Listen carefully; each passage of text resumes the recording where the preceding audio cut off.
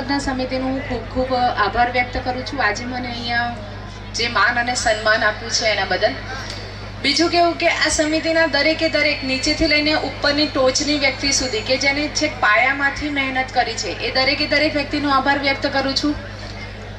પ્રજાપતિ એટલે એક બ્રહ્માને સંલગ્ન કહી શકાય કે જે રીતે બ્રહ્મા પૃથ્વીનું સર્જન કરે છે એવી રીતે પ્રજાપતિ સમાજ એટલે સર્જન કરતા છે.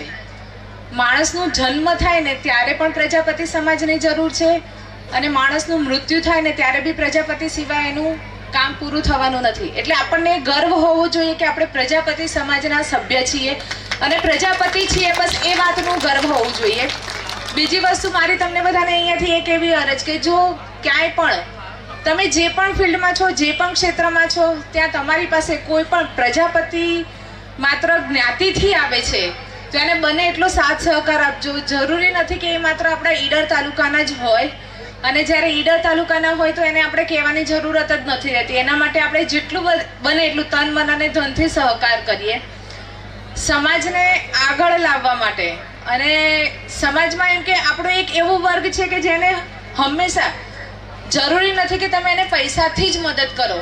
જ્યારે એને જ્ઞાનની જરૂર છે, સાથ સહકારની જરૂર છે, જ્યારે કોઈ વ્યક્તિને સહકારની જરૂર હોય તમે એમ કહો ને કે ભાઈ તું ચિંતા નહીં કર, હું તારી સાથે ઊભો છું, તો એ તમે જે ધનરૂપી મદદ કરી હશે ને એના કરતાં અનેક ગણું વધારે કહેવાશે.